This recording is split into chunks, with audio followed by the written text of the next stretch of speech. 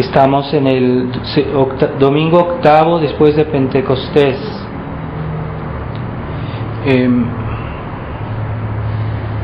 Lectura de la epístola del apóstol San Pablo a los romanos.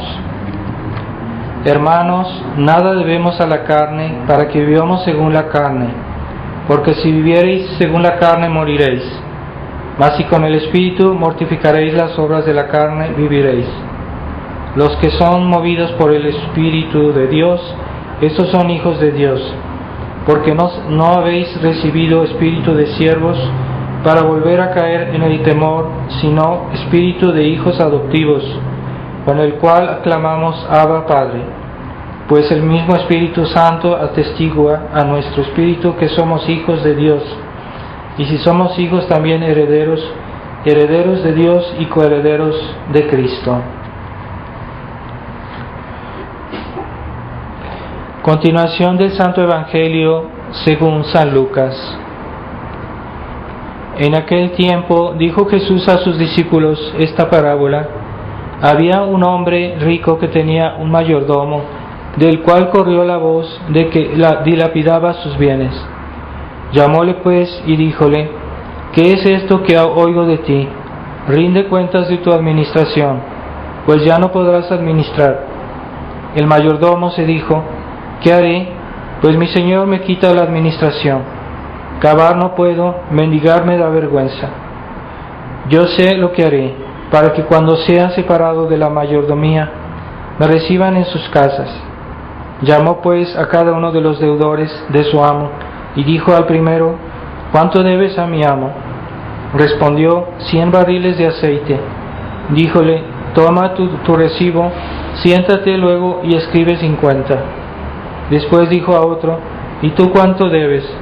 Y él respondió: 100 fanegas de trigo.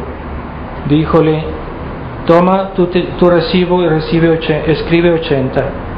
Y alabó el amo la sagacidad del mayordomo infiel, porque los hijos de este siglo son en sus negocios más prudentes que los hijos de la luz. Por tanto, yo os digo, granjeaos amigos con las riquezas injustas, para que cuando os falten seáis recibidos en las moradas eternas. Un pequeño aviso: cuando el padre entona un canto, o cuando el padre comienza a decir el gloria o el credo, él dice las primeras palabras, los fieles no dicen nada. Entonces yo digo gloria al Padre, por ejemplo digo credo in unum Deum, entonces los fieles no dicen credo in unum Deum, siguen después.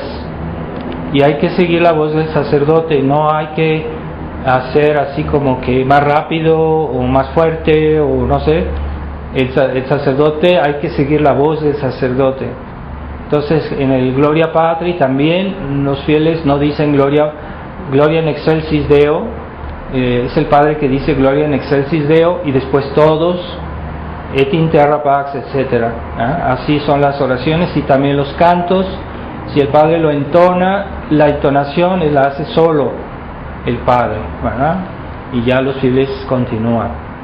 El Salve Regina, dice el Padre cantado, y ya después siguen, pero no dicen Salve Regina, y entonces así en general. Entonces les pido sus oraciones por la iniciativa del Padre Giuco de tener una casa de formación. Parece que en este año tenemos 2 vocaciones, y ya el Padre, pues la providencia lo ayudó, porque él mismo dice que el dinero para comprar esta casa, pues él no se lo esperaba, porque de momento mucha gente lo ayudó, y él tuvo la cantidad suficiente para pagar esa casa que él ha comprado en New Hampshire, en Estados Unidos. Y esa casa, pues cuando iba a comprarla, así de golpe mucha gente le envió dinero de muchos lados. Entonces ahí se ve la mano de Dios. Entonces pidamos para que todo salga bien. Yo, Dios mediante, estaré yendo a ayudarle a dar clases a los seminaristas, y les pido sus oraciones porque todo salga bien y que también haya más vocaciones, ¿verdad? Porque las necesitamos. Como les decía, aquí en México desgraciadamente la gente está muy atontada, particularmente en la Fraternidad San Pío X, que no ven el problema y no hacen nada. Algunos critican, yo sé que en la fraternidad critican, que no están de acuerdo con muchas cosas, pero no se atreven a hacer nada, son perezosos o negligentes, quieren que todo caiga del cielo ya cocinado y no saben que tienen que actuar, que tienen que ayudar, que tienen que comprometerse, ¿no? Nadie se quiere comprometer, todos quieren cosas fáciles. Pero allá el Padre Giuco tiene fieles que también eran de la fraternidad, pero que tuvieron el coraje y la fortaleza para ayudarlo, para salir de la fraternidad y ayudarlo. Y pues estamos viendo eso, que ya están haciendo algo allá, algo serio, y es una buena noticia. Esperemos que...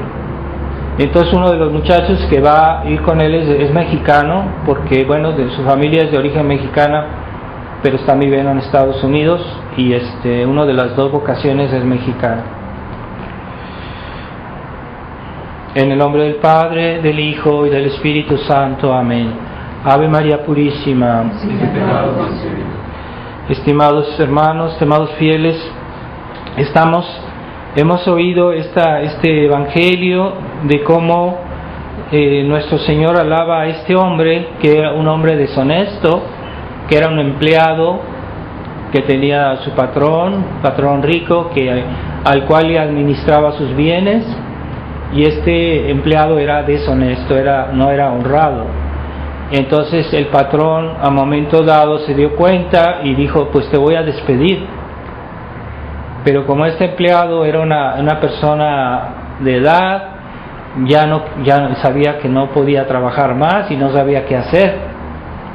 Pero entonces él tuvo la idea de ganarse amigos, quitándoles parte de la deuda que tenían con su amo, con su patrón, y de esa manera se los ganó para que también le dieran un empleo después que su amo lo despidiera. Y nuestro Señor elogia a este hombre deshonesto, no porque era deshonesto, sino porque era astuto, porque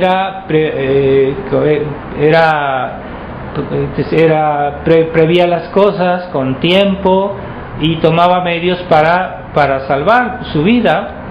Y entonces en ese sentido nuestro Señor elogia esa prudencia, pero no elogia el acto de ser deshonesto, de hacer esos actos pero si los malos hacen las cosas con prudencia, ¿por qué los buenos no las hacen también? No con malos medios, ¿verdad? Como dice este Señor, sino con buenos medios, pero con prudencia, y saber prever el tiempo, y prever las cosas y hacer las cosas bien. Entonces en ese sentido podemos imitar el ejemplo de este mal hombre, que seamos nosotros prudentes también, pero en las cosas buenas, ¿no? Con los medios buenos. Y es lo que Dios quiere, en realidad, que a veces los cristianos, para sus cosas, como dice nuestro Señor en el Evangelio, son menos prudentes en sus cosas de su salvación, de cómo hacer las cosas para hacer su salvación, para su santificación.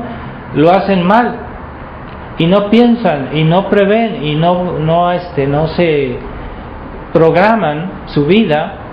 Mientras que los malos, para sus negocios, son más providentes, más astutos, y es para hacer el mal.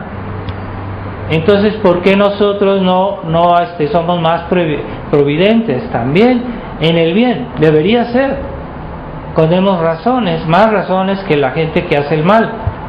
Entonces, ahí está la negligencia de los católicos, la negligencia de los cristianos que saben, por ejemplo, que Dios existe, que el cielo existe, que el infierno existe, y no se protegen y no tienen cuidado para ir al cielo, y viven así a lo que venga en la vida cotidiana y no toman precauciones, ¿verdad? No hacen lo necesario para tener todo, hacerlo bien, y no solo para salvarse, como mucha gente hoy dice, con que me salve ya está bien. Es un error. No, Dios quiere no solo que nos salvemos, Dios quiere que tengamos un cielo mejor, que nos santifiquemos. Entonces no solo basta decir, bueno, yo no hago pecados graves, yo no hago pecados mortales, así está bien. No es la voluntad de Dios. Dios quiere que nos santifiquemos. No basta que seamos así buenas gentes. Dios quiere para nosotros la santidad, es diferente. Esa pereza de los católicos, esa negligencia de vivir al día así y nunca pensar en santificarse realmente, corregir sus defectos, claro está, evitar los pecados muy graves, pues eso es evidente, pero también evitar los pecados leves y también tratar de corregir nuestros defectos y hacer crecer las virtudes. Para eso estamos aquí, para eso Dios nos da esta vida, nos da años y años de vida para que crezcamos en las virtudes. Algunos pensarán que están aquí en el mundo para divertirse, para disfrutar, y no es eso, no es la intención de Dios. Entonces Dios nos puso en este mundo, Él tiene sus intenciones, pero la gente a veces tiene otras intenciones que se las fabrican ellos mismos, pero no son las intenciones de Dios, no son las verdaderas razones por las que estamos aquí. Entonces pierden su tiempo, pierden los años, pierden los días, pierden los meses, pierden los años, pierden la vida y no hacen nada para ganarse el cielo. Y no basta decir, bueno, es que yo no hago pecados graves, con que me salve. Decir eso ofende a Dios. Primero porque Dios no lo quiere. No es la voluntad de Dios con que nos salvemos, no. Dios quiere más. Y no solo lo quiere, lo exige. Y no solo lo exige, sino que también lo castiga. O sea, que hay una persona que quiere vivir en la mediocridad, es el típico ejemplo de los católicos liberales que no quieren progresar, les basta ir a misa el domingo y ya después divertirse, como dicen, ¿verdad? Pasarla bien. Entonces no es la voluntad de Dios. Y hay gente que se condena porque no quiere santificarse, aunque no hagan pecados mortales, pero se condenan porque quieren vivir en la tibieza. Y está el ejemplo de este obispo que era el obispo de allá en Ecuador, en el tiempo de las apariciones de Nuestra Señora del Buen Suceso. El obispo de ahí, él es el que yo pienso aprobó estas apariciones, y nuestro Señor Jesucristo se le apareció y le dijo, normalmente tú te ibas a ir al infierno por tu negligencia, no porque hiciste cosas graves o hiciste pecados graves, no, por tu negligencia te ibas a ir al infierno, porque no has tenido mucho celo para santificar tu diócesis. O sea, falta de celo, nada más. Por eso te ibas a ir al infierno. Eso ya estaba previsto. Pero como tú hiciste el báculo de la Virgen, de la imagen de la Virgen del Buen Suceso, por eso te vas a salvar, nada más. Pero nuestro Señor se lo dijo claro, por su tibieza, nada más. Ese obispo pues no hacía cosas malas, no hacía pecados mortales, no hacía cosas graves, pero sí iba al infierno por su tibieza. Y eso se puede aplicar también a los fieles que dicen, es que yo no hago pecados graves, pero con que me salve ya. Entonces es una tibieza deliberada, que quieren vivir a la tibieza así porque eso les queda cómodo. Entonces están en riesgo de condenación. porque Dios no acepta la tibieza, no la tolera. Y es el gran mal de nuestra época, de los católicos modernos, de los católicos liberales que tienen esa mentalidad y creen que aquí nuestra vida nos pertenece y hacemos lo que queremos con ella, y en realidad no es así. El silencio de Dios está ahí para que nuestra espontaneidad tome su lugar. Es decir, Dios quiere que nos da suficientes razones para que hagamos su voluntad, pero Él quiere que en nosotros haya un poco de espontaneidad, un poco de libertad, porque eso le agrada a Dios y Él está en posición de poderlo exigir. Es decir, quiere que salga de nosotros también, pero nos da suficientes razones. No es que no sabemos, no es que no podemos, pero Él quiere que haya un poquito de iniciativa en nosotros. Pero es obligatorio también. No es que decir, es que si quieres escoge esto o escoge aquello. No hay opciones. Debemos servir a Dios, portarnos bien, hacer su voluntad, santificarnos. Esa es la voluntad de Dios. Dios no nos quiere obligar, porque Él quiere que sea espontáneo y que venga también en nosotros. Pero el hecho que nos dé esa posibilidad no quiere decir que tenemos la libertad de escoger esto o aquello. No hay libertad de escoger otra cosa. No hay libertad por ejemplo, de evitar el pecado. Tenemos la libertad física, pero no tenemos la libertad moral. Es decir, tú puedes hacerlo, pero no debes. Y no tenemos la libertad, no debemos. No tenemos la libertad de hacer el mal, es una obligación moral, y tenemos la obligación de portarnos bien, de no hacer el mal, pero también la obligación de hacer el bien.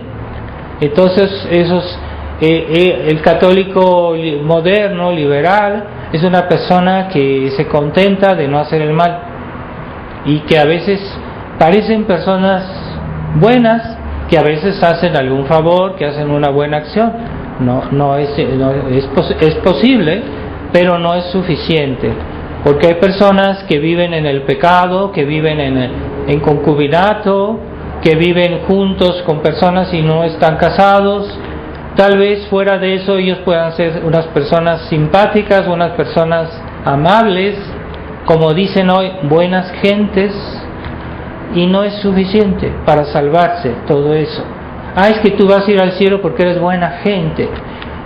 Para Dios no es suficiente, porque si tenemos un solo pecado mortal, por más buenas gentes que seamos, no podemos ir al cielo. Vamos al infierno por un pecado mortal.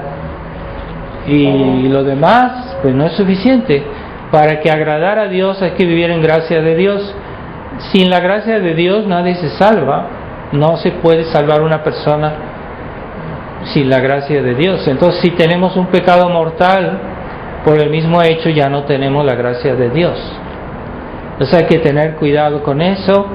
Y nosotros, digamos que los que defendemos la tradición de la Iglesia, que pretendemos defender la tradición de la Iglesia y que queremos salvar la pureza doctrinal de nuestra fe, que es una obligación eso, no es suficiente que tengamos esa fe, tengamos esa convicción. Es el punto de partida, porque después de eso tenemos que hacer actos de virtud, de oración, de buenas acciones, no solo de las obligaciones esenciales de la vida cristiana, sino también el hecho de querer santificarnos y aspirar a la santidad. Jesucristo dijo que es la voluntad de Dios que nos santifiquemos, lo dijo. Quiere decir que si vamos contra su voluntad es pecado. Entonces no querer santificarse es pecado. Es un pecado de apatía, de pereza, negligencia, de falta de esfuerzo. Y también eso puede ser pecado el hecho de la negligencia, la omisión, ¿verdad? Los pecados de omisión. Tú podías hacer un bien y no lo hiciste. ¿Por qué no lo hiciste? No había razón. Ya Dios nos dio unas facultades que son para el bien. Nos dio la inteligencia para conocer la verdad, lo cual es un bien. Nos dio la voluntad para practicar el bien, porque el objeto de la voluntad es el bien. Entonces una persona que tiene voluntad y tiene inteligencia y nunca hace el bien ni busca la verdad, pues hace un pecado, porque no está usando las facultades que Dios le dio para lo que Dios se lo dio.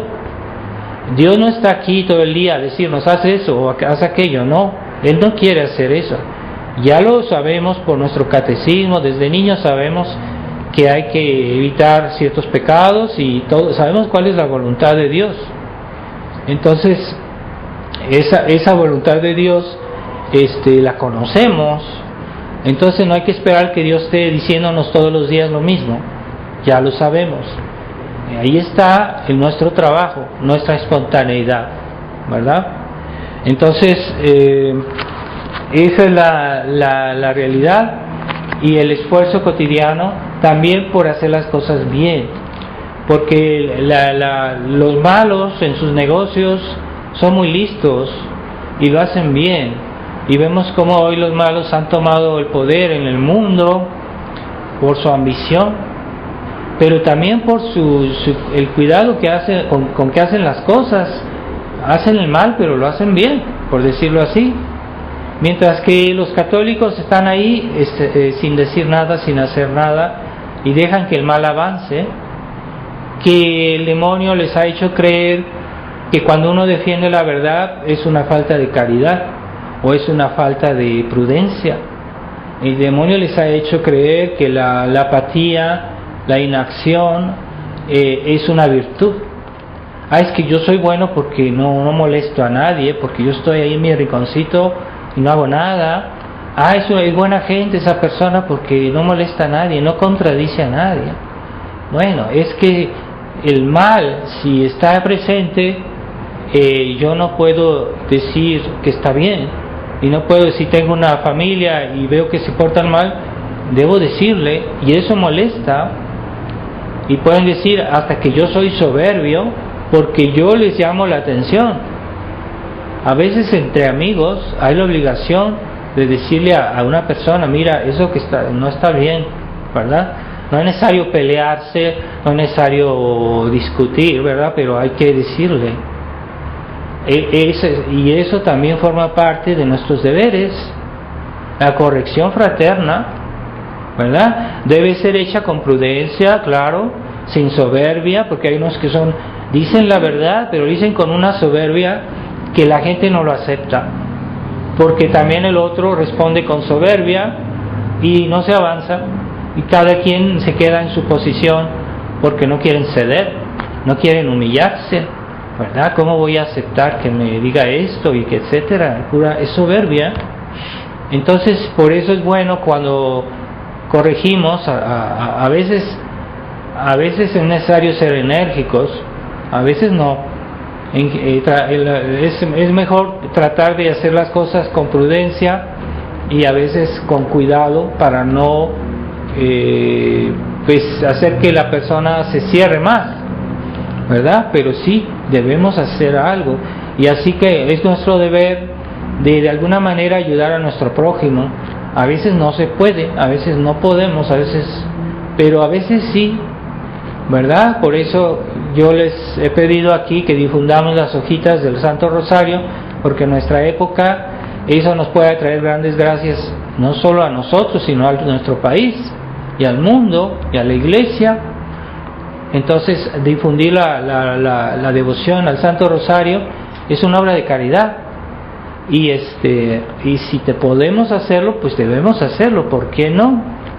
¿Verdad? Hacer cuando se pueda, regalar estas hojitas y hacer que hay mucha gente que las acepta con gratitud, y que a mí me ha dicho que ya está diciendo el rosario. O sea, es una alegría saber que por esta acción que hemos hecho, hay quienes ya están diciendo rosario, y eso atrae las gracias de Dios, ¿verdad?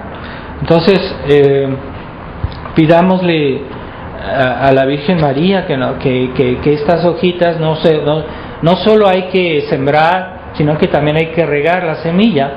No basta dar las hojitas, también hay que regarlas, es decir, esta semilla con el agua de nuestras oraciones, de las gracias que pedimos por nuestras oraciones, para que estas hojitas den su fruto y que las personas que las reciban no solo las guarden por ahí, sino que las usen y que las hagan fructificar, que recen. ¿Puedes parar? Entonces, esta preocupación, ¿verdad?, por hacer nuestro deber, y vemos hoy como el mundo se empeora. Vemos las noticias, cada vez vemos que la situación está más grave en el mundo y debemos inquietarnos, debemos rezar más. Vemos como la iglesia pasan cosas muy graves. Ahora han excomulgado, el Papa Francisco ha excomulgado a Monseñor Viganò, y porque Monseñor Viganò ya es un hombre que era modernista, que era conciliar, era un obispo conciliar, y comprendió lo que estaba pasando en la iglesia, y él hizo un gran acto de humildad, porque él estaba completamente en la iglesia conciliar, pero entendió que había algo que no iba, y al momento dado dijo, no, pues aquí hay un problema. Entonces él buscó la verdad y fue hasta el final, porque no solo dejó de decir la nueva misa, sino también comenzó a ver los errores del concilio, a denunciarlos. Entonces no solo fue algo, y sino fue hasta el final.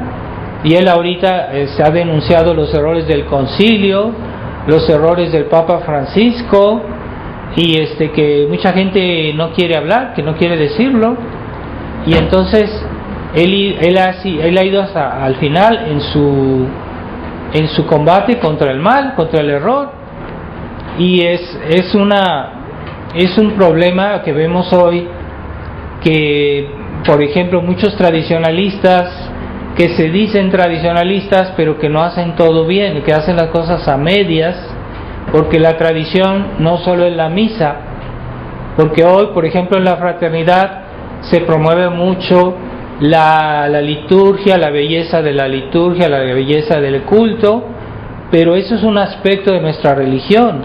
Entonces están promoviendo un catolicismo que solo es una cuestión litúrgica, sacramental, mientras que nuestra religión es ante todo una doctrina, es la enseñanza de la fe.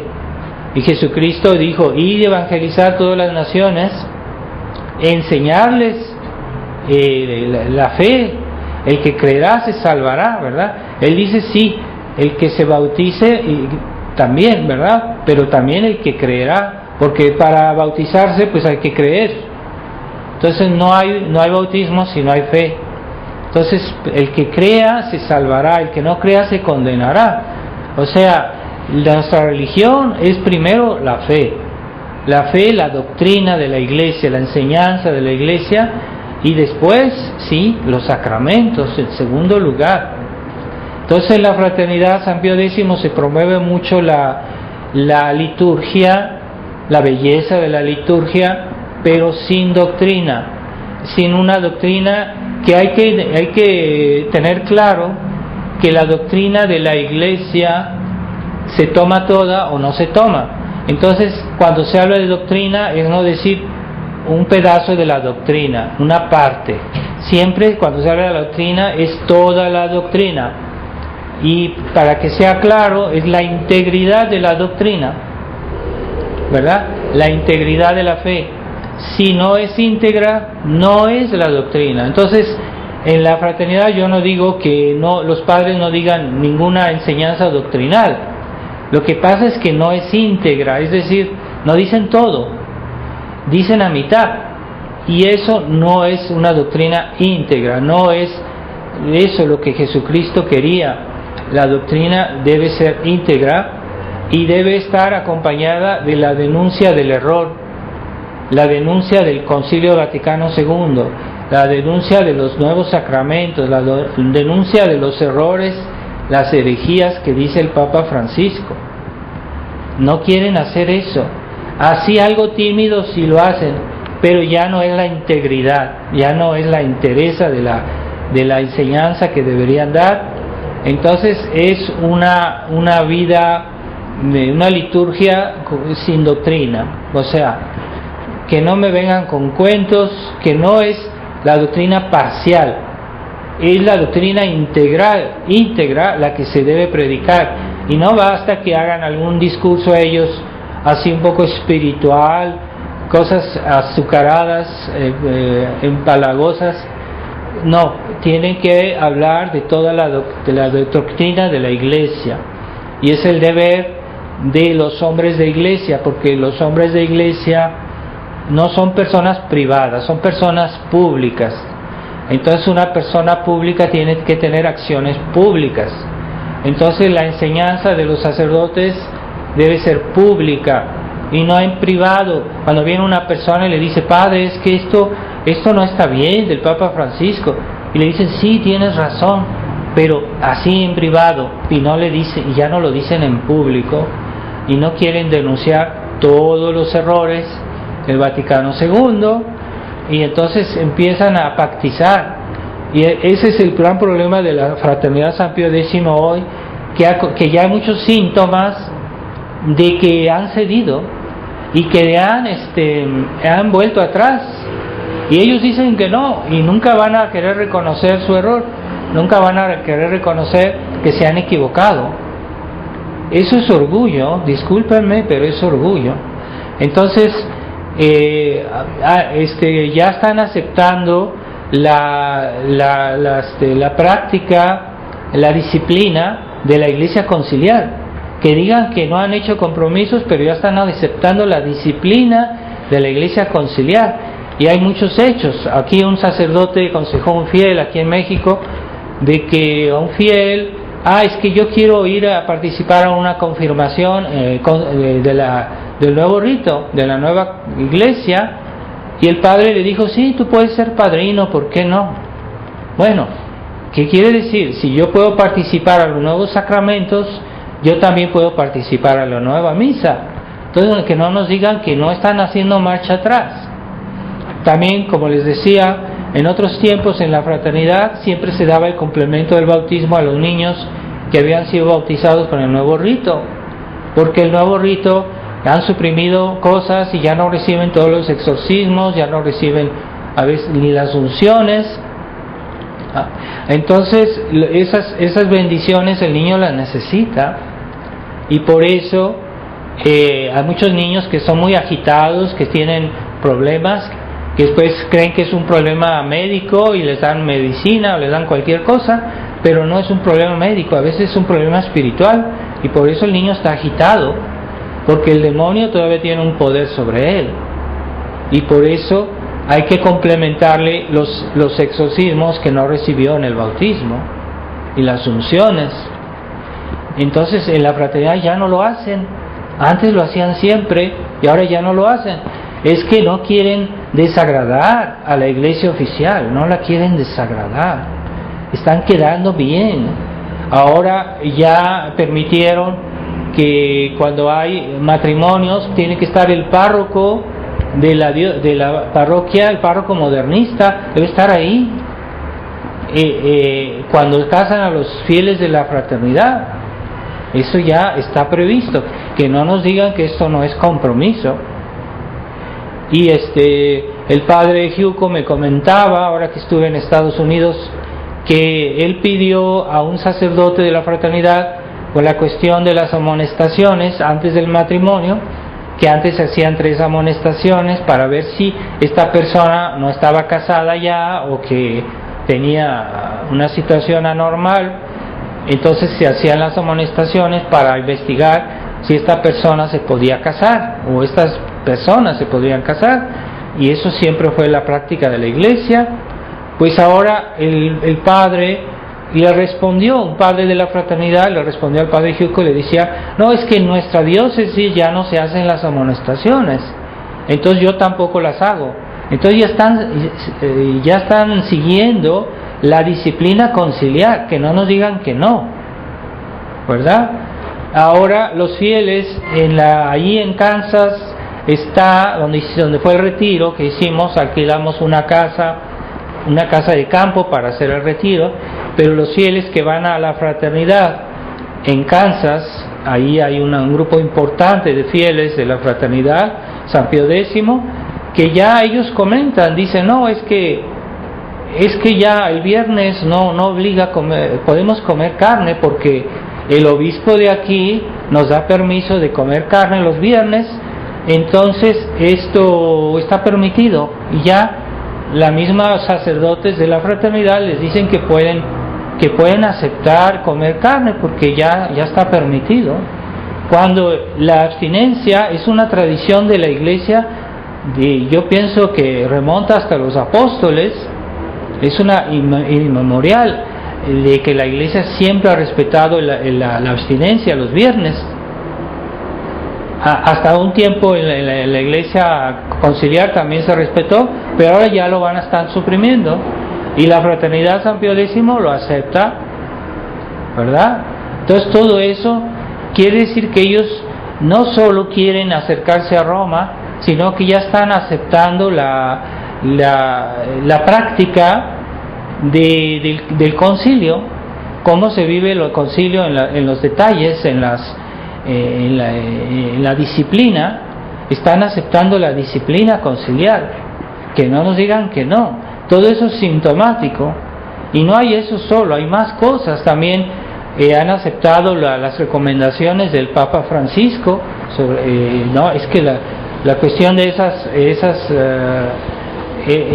esas vacunas también la han aceptado, y está permitido, en ellos no hay problema. Entonces todo eso son varias cosas así, que no nos digan que ellos no están cediendo, que no han aceptado.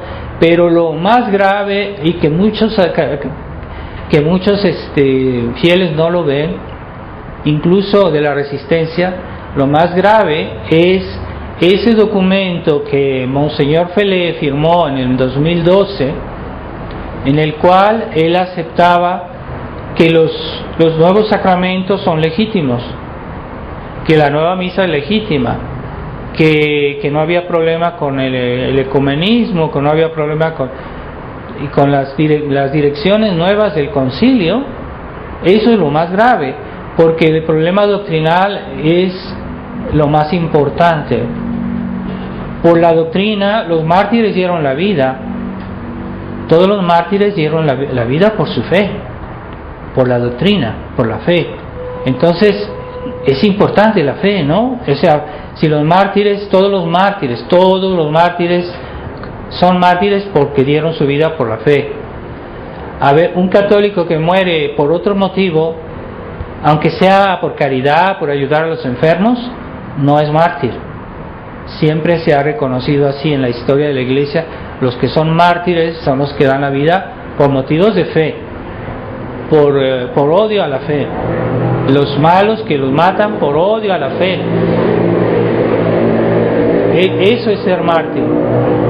Entonces los mártires ya no tienen vigencia hoy, ¿o qué? Entonces ya no se reconoce la importancia de la profesión de la fe, ¿verdad? Y la profesión, como decía, siempre es íntegra. Si no es íntegra, no es fe, no es ella, ¿verdad? Porque hay mártires que murieron porque no querían negar una verdad de la fe. Quiere decir que hay que aceptarla toda la fe. Y si yo quiero negar una sola verdad, ya soy hereje, ya no tengo la fe. Entonces hubo mártires que dieron la vida porque no querían negar una verdad de la fe, ¿verdad? Por ejemplo, cuando los protestantes dicen que ellos reconocen a Jesucristo, según ellos, pero querían negar que la misa no es una cena. Bueno, pues hay mártires que dieron su vida por eso, ¿verdad? Veamos, por ejemplo, Santo Tomás Moro murió porque él no quiso negar la cuestión de que el matrimonio es indisoluble, y esa verdad es una verdad de la fe también. Jesucristo dijo: lo que Dios unió no lo separe el hombre. El divorcio es un pecado, y las separaciones que hoy hacen en la iglesia moderna, al que lo pida, con que pague, es un pecado, porque eso va contra la voluntad expresa de Jesucristo, que Él dijo: lo que Dios unió el hombre no lo separe. Ni el Papa puede hacer eso de separar un matrimonio. Entonces el Papa en tiempo de Enrique VIII se negó, dijo: yo no puedo darte el divorcio. Entonces Enrique VIII dijo: pues si tú no me das el divorcio, yo voy a hacer que toda Inglaterra se haga protestante, a ver. Y el Papa le dijo: pues ni modo, pues yo no puedo hacer nada, porque eso es mandato divino, y yo no puedo, tengo la autoridad para suprimir lo que Jesucristo hizo. Entonces Enrique VIII hizo que todo un país se hiciera protestante. Me imaginen las consecuencias. Y hubo muchos mártires, entre ellos Santo Tomás Moro, que no quiso aceptar eso, y por eso lo mataron. Pero era solo una verdad de la fe, la verdad de que el matrimonio no se puede disolver. Es una verdad de la fe, y es por una sola verdad que dio su vida, ¿verdad? Claro que él creía en todo lo demás, pero cuando decimos la fe, es toda la fe, no una parte. No que no nos digan: es que nosotros también hablamos de la crisis de la iglesia en la Fraternidad San Pío X. Sí, pero ya no dicen todo, y no lo dicen siempre, y lo dicen en secreto, y no lo hacen bien, y por eso ya están aceptando, por sus compromisos, ya están aceptando la nueva disciplina conciliar.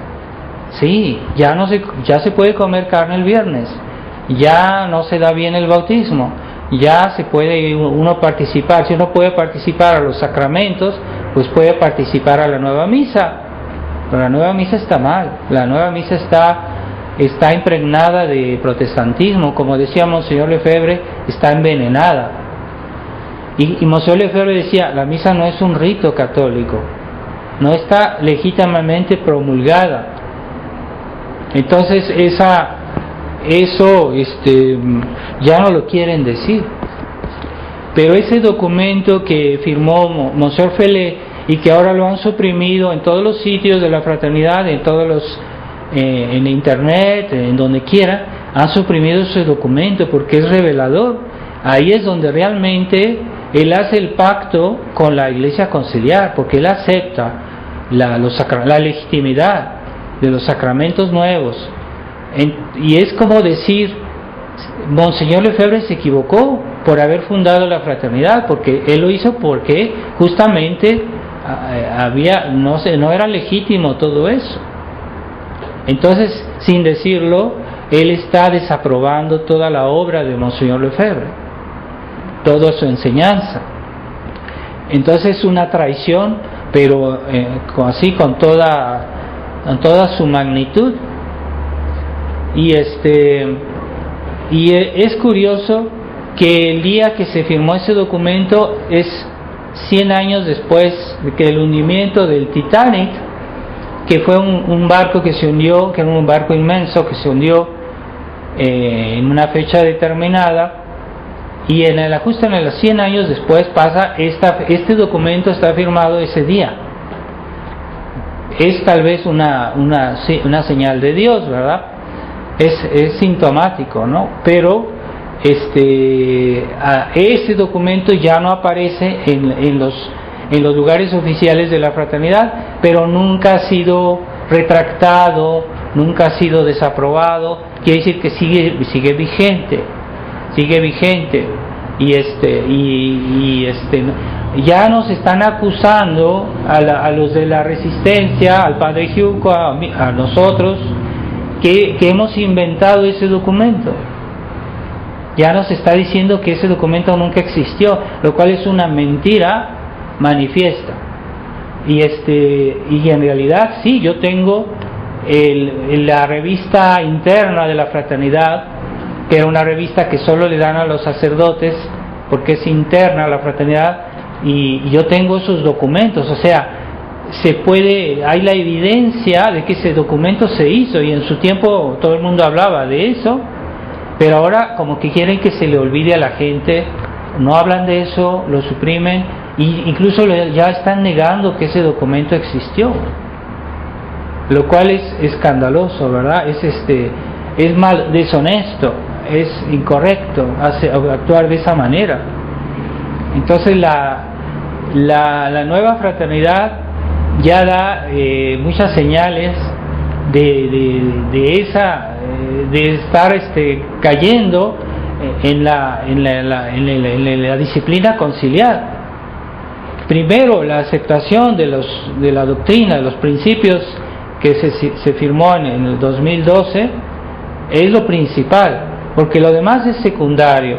Que acepten que hoy se pueda comer carne el viernes, no, lo principal es que él aceptó el principio de que la nueva misa, los nuevos sacramentos, el Concilio Vaticano también. Eso es lo más grave, y eso marca el hundimiento del Titanic, o sea, el hundimiento de la fraternidad San Pío X. Eso marca esa fecha que ellos quieren que la gente ya no piense en eso. Es escandaloso, es terrible lo que hizo Monseñor Felé. Está llevando la fraternidad a su destrucción.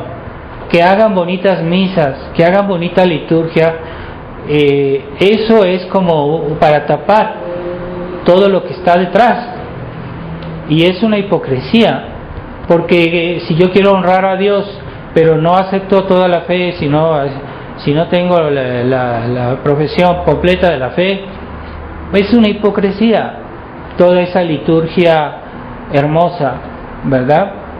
Ahí en Kansas han construido una iglesia inmensa. ¿Dónde sacan tanto dinero? Es otro misterio. Y muy vistosa, pero ¿dónde está la profesión integral de la fe? Ahí está la pregunta. Y no es suficiente que se profese la fe, sino que también hay que denunciar el error contrario. La iglesia siempre hizo eso, Jesucristo siempre hizo eso. Él no solo enseñó el evangelio, la caridad, etcétera, también denunció el error, y por eso lo mataron. Es que no es suficiente decir la doctrina, hay que denunciar el error contrario. Siempre fue la práctica de la iglesia, y en la fraternidad denunciar el error contrario. Hoy, ¿dónde está? No está claro, y lo denuncian el error contrario alguno, pero no todo, ¿verdad? Entonces la misión sobre todo de los miembros de la jerarquía eclesiástica y los sacerdotes, la misión es apacentar los corderos, ¿no? Como pidió Jesucristo a San Pedro, y se lo pidió 3 veces, como diciendo, es muy importante. Entonces, ¿cómo se apacenta a los corderos? Con la enseñanza primero, con la enseñanza, y no una enseñanza parcial, ¿verdad? Porque si yo le digo a una persona, ten cuidado con esto, pero no le digo todo, pues de todas esa persona sigue en peligro. Entonces no basta hacer algo, y sino hay que hacer todo y lo que Dios pide, ¿verdad? Hay que respetar los 10 mandamientos. Pero yo respeto 9. Es que son muchos más que 1. Sí, 9 y 1 pues no tiene comparación, ¿verdad? ¿Es suficiente? No es suficiente. Tienes que respetar los 10. Y basta que hagas lo altes contra uno de una manera grave, te puedes ir al infierno, tranquilamente, te puedes ir al infierno solo por un pecado mortal, ¿verdad? Pero eso ya no, o sea, es que nuestra religión se practica con integridad, no parcialmente, y es lo que los católicos liberales no entienden, y que los sacerdotes liberales que han que han también tomado el poder en la Fraternidad San Pío X, ya no entienden eso, no entienden la integridad de la fe y la denuncia del error que viene con eso. Entonces, vean los concilios, todos los concilios de la Iglesia, los concilios dogmáticos, porque el Concilio Vaticano II no es dogmático, y ellos lo dijeron oficialmente. O sea, todos los concilios, siempre hubo una declaración final en la cual era de fe, que obligaba bajo pena de excomunión, y esa siempre al final había los anatemas, o sea, se hablaba de los errores contrarios y se excomulgaba a que dijera lo contrario. Si alguien dice que esto está bien, pues que sea anatema. Y en todos los concilios había las anatemas. Solo en el Vaticano II no hubo anatemas. Y solo el Concilio Vaticano II fue un concilio pastoral y no doctrinal. Entonces hay un problema en el Vaticano II, ¿verdad? Entonces han cambiado la Iglesia al punto que han iniciado una nueva, porque la Iglesia de Cristo no se puede disolver. La Iglesia de Cristo es inmutable y es indestructible. Entonces, si ellos están forzando a cambiar esto, a cambiar la misa, a cambiar esto, en realidad están creando una nueva Iglesia y se están alejando de la verdadera. Por eso son cismáticos. No somos nosotros los cismáticos, son ellos que son cismáticos, porque se están alejando de la verdadera Iglesia. Entonces, por ejemplo, la doctrina del Vaticano II sobre la libertad religiosa, pues no es lo que enseñó la Iglesia siempre la Iglesia enseñó lo contrario. Si uno verifica todos los concilios, lo que dijeron fue lo contrario, al punto que el cardenal Ratzinger, hablando del Vaticano II, decía, no, es que en el Vaticano II fue un contrasílabus, es que en el sílabus del Papa Pío IX se definió la doctrina contra la libertad religiosa, y el Vaticano II, el documento de la libertad religiosa, el Vaticano II, dice exactamente lo contrario. Se pueden comparar los dos textos y uno los ve y dicen exactamente lo contrario. O sea, ¿quién tiene la razón? Entonces ese concilio fue el inicio de una nueva iglesia, con nueva misa, nuevos sacramentos, nuevo catecismo, nuevo derecho, todo nuevo. Entonces, y ellos mismos la llamaron la iglesia conciliar. O sea, en la historia nunca se usó esa expresión, la iglesia conciliar. Eso es nuevo. Eso comenzó. La iglesia de Cristo, la iglesia católica comenzó con Jesucristo. Él la fundó. Pero la iglesia conciliar comenzó con el Vaticano II. Antes no existía. Entonces hoy la iglesia conciliar por todos lados, y la iglesia de Jesucristo, ¿dónde quedó? La iglesia tradicional. Porque la iglesia es tradición, todo es tradición. La iglesia misma es una tradición. Entonces, tradición es algo que fue transmitido de generación en generación, desde el tiempo de Jesucristo hasta nosotros. Fue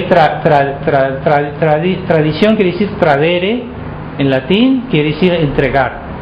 Entonces, una generación entregaba a la próxima generación lo que recibió, y eso es tradición, entregar, transmitir. Entonces la misa pues fue entregada desde el tiempo de Jesucristo. La misa católica es tradición, esencialmente es tradición. Los sacramentos fueron instituidos por Jesucristo, los sacramentos son tradición. La fe, el credo, toda la enseñanza de la iglesia es tradición, porque fue transmitida desde el tiempo de Jesucristo. La iglesia misma es tradición porque fue creada por Jesucristo, fundada por Jesucristo y transmitida de generación en generación. La iglesia es tradición. Si la iglesia no es tradición, no es iglesia. Si quitan de la iglesia la tradición, ya no es la iglesia, porque la iglesia es esencialmente tradición. La iglesia es tradición, es la tradición. Entonces, si nos hacen una nueva iglesia con todo nuevo, pues es una nueva iglesia, es otra iglesia, es una falsificación de la iglesia católica. Y es lo que Monseñor Felé no quiere reconocer, porque él dice, no, es que nosotros estamos con la iglesia visible, pero ¿cómo se reconoce la visibilidad de la iglesia? ¿En qué conocemos? La iglesia es visible, sí, pero ¿en qué se reconoce? En la profesión de la fe. Y es lo que Monseñor Lefebvre dijo expresamente, que Monseñor Felé no ha querido repetir, y que hacen la purga de todos los documentos, declaraciones de Monseñor Lefebvre, que a ellos no les conviene. Están como los protestantes que suprimen en la Biblia lo que a ellos no les conviene. Así las Biblias protestantes están todas alteradas y por eso son malas, ¿verdad? Y entonces ellos también, como Monseñor Lefebvre, han hecho aquí en México, publicaron los libros que contenían varios sobre Monseñor Lefebvre, pero solo ponen el aspecto espiritual de Monseñor Lefebvre, pero omiten el aspecto guerrero de Monseñor Lefebvre, el aspecto doctrinal, cuando denunciaban más claramente los errores del concilio y aquello que a ellos no les conviene, no les gusta. Entonces es parcial, es una manera parcial de obrar y es hipocresía. Entonces ahora ya no quieren reconocer que ellos firmaron ese documento de 2012, marca el principio del hundimiento de la fraternidad, del hundimiento doctrinal de la fraternidad. Y ahora que hagan sus misas, sus procesiones, con bonitos ornamentos, con mucho incienso, pero eso a nosotros no nos impresiona, porque lo principal es la conservación de la fe, y el culto es una expresión de la fe también. Entonces, ¿cómo quieren que uno haga un culto aceptable a Dios si no hay una profesión de la fe antes? Ahí está el gran peligro que muchos católicos, muchos fieles que conocieron incluso a Monseñor Lefebvre, que hoy están ya engañados en la Fraternidad San Pío X y no quieren reaccionar, porque no quieren salir de su comodidad, no quieren incomodarse, no quieren privarse de algún sacramento, prefieren su misa dominical cómoda todos los domingos y con bonitos cantos, y así los tienen embelesados, pero no es realmente la fraternidad que Monseñor Lefebvre fundó, y no es como deben ser las cosas. Así que tengamos conciencia de que esos católicos de la fraternidad, que aquí en México pues sí, hay muchos, pero que no quieren salir de su comodidad, no quieren compromisos, no quieren esfuerzos, no quieren quebrarse la cabeza, no quieren reflexionar, y quieren, pues sí, siguen a lo que les dice el Padre. Pues sí, el Padre ciertamente tiene una autoridad, pero si el Padre se sale de lo que es el camino marcado por nuestro fundador, como el señor Lefebvre, pues entonces está traicionando, y no es imposible que haya padres así. Bueno, hasta Lutero era sacerdote. Hay muchos herejes que antes eran sacerdotes, que traicionaron, que se volvieron Judas. Entonces no quiere decir que un sacerdote, ¿cómo reconocer que un sacerdote es buen sacerdote? Pues si es fiel a la tradición de la iglesia, que enseña la verdad, que no es secretista, que anda diciendo las cosas en secreto. No, el sacerdote es una persona pública, la iglesia es una sociedad pública, y aquellos que hacen todo en secreto, bueno, eso no es católico.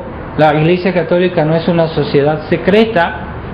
Entonces nos debemos decir la verdad, los sacerdotes, porque los fieles necesitan orientación, y muchos fieles no son capaces de comprender muchos problemas teológicos y doctrinales. Entonces necesitan, para eso están los pastores, y es el plan divino, es lo que así Jesucristo hizo su iglesia. Entonces los sacerdotes secretistas no nos sirven de nada, no es eso, como ese fariseo que decía a Jesús, es que yo estoy contigo, pero no hacía nada en público, bien escondido, pero en secreto sí, yo estoy de acuerdo contigo, yo te admiro, qué bien, pero en secreto, pero ya público, nada, ¿qué me sirve? ¿De qué nos sirve? Entonces, pidámosle a Dios en este día la gracia de mantener pues este camino. La iglesia vive una crisis tremenda. Ya hay personas que en la iglesia oficial comienzan a comprender algo, y eso yo pienso que inquieta al Papa Francisco, y que está hablando ya de suprimir el permiso que había dado de dar la misa tradicional. Se está rumoreando por ahí de que la quiere suprimir completamente. Entonces sería un golpe contra todos aquellos que han tenido confianza en él, ¿verdad? Entonces y no debemos yo pienso que esas personas, muchas personas que hoy ya han tomado conciencia, y se ve cuando uno ve en internet, hay muchas personas que están tomando conciencia de que la iglesia hay una crisis profunda, y mucha gente está buscando la misa tradicional, y no es suficiente, pero si ellos son fieles a la gracia, con el tiempo encontrarán toda la verdad. Pero hay una especie de reacción en general que se ve que hay una inquietud hoy en la iglesia, los católicos que están en la iglesia conciliar, que tal vez es positiva, tal vez Dios les está dando gracias para que empiecen a abrir los ojos, ¿verdad? Y lo que ha hecho Monseñor Vigano ha hecho mucho bien, porque él era una persona muy importante en la iglesia conciliar, y mucha gente, él está escuchando lo que él dice, y él dice todo. Mientras que en la Fraternidad San Pío X han hecho una declaración últimamente contra Monseñor Vigano, y es una cosa que no está bien, porque él sí está diciendo la verdad, pero ya les molesta a la Fraternidad San Pío X, les molesta que Monseñor Vigano él ya esté más firme que ellos, y es un problema de envidia, porque no pueden soportar que él que viene retrasado finalmente los está avanzando. Como decía Jesús, los adúlteros y las prostitutas estarán delante de ustedes en el reino de los cielos. Él decía eso a los fariseos. O sea, que las prostitutas y las adúlteras que se conviertan van a ser mejores que ustedes, porque serán más generosos. Puede pasar, y es lo que Jesucristo dijo de los fariseos. Así que pidamos, no dejemos de rezar por la conversión, por que Dios no solo abra los ojos, que abra los corazones, porque a veces los ojos no quieren ver, porque el corazón no quiere ver, porque el corazón no quiere aceptar. Entonces no basta, hay personas que saben la verdad, pero no la aceptan porque su corazón está cerrado. Entonces pidamos a Dios que abra los corazones para que las inteligencias también sean dóciles a la verdad. Y vamos a pedir esa gracia en esta misa. Pidamos por todas las necesidades de la iglesia y de las personas que hay una cierta reacción en el mundo, se ve en muchos lugares, que están tomando conciencia de lo que es la crisis de la iglesia. Esperemos que esto siga su curso, y nosotros vamos a pedir por eso, especialmente al Corazón Inmaculado de María. Ave María Purísima, sin pecado concebida. En el nombre del Padre, y del Hijo, y del Espíritu Santo. Amén.